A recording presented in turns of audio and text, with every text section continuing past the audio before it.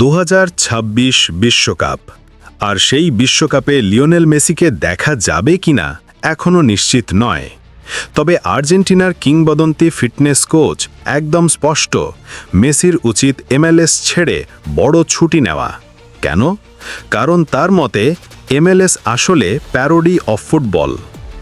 Fernando সিগনোরিনি, যিনি Diego ম্যারাডোনার কেরিয়ারের সবচেয়ে গুরুত্বপূর্ণ মানুষদের একজন, তার মতে ইন্টার মায়ামিতে মেসি যা খেলছেন সেটা রিয়েল ফুটবলই না। তিনি সরাসরি বলেছেন এটা ফুটবলের প্রহসন। তিনি বলেন MLS মেসিকে 2026 বিশ্বকাপের মতো হাই ইন্টেন্সিটি টুর্নামেন্টের জন্য একদম প্রস্তুত করতে পারবে না।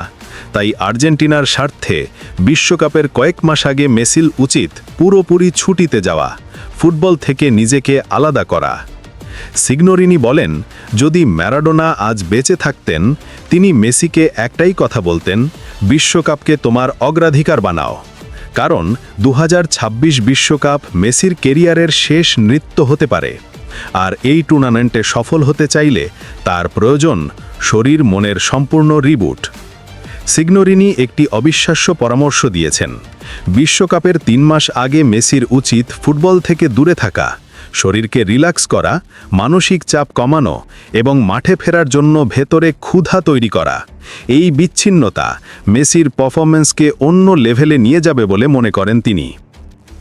MLS-এ খেলে গেলে ইউরোপিয়ান তারকাদের সঙ্গে মেসির শারীরিক পার্থক্য আরও বাড়বে।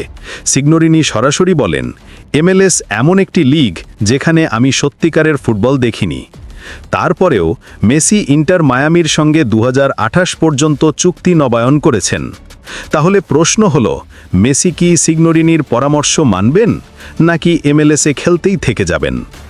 আপনারা কি মনে করেন? মেসির কি সত্যি 2026 বিশ্বকাপের আগে বড় ছুটি নেওয়া উচিত? কমেন্টে জানিয়ে দিন। আর ভিডিওটি ভালো লাগলে লাইক, শেয়ার, সাবস্ক্রাইব করে ফুটবল আপডেট পেতে থাকুন।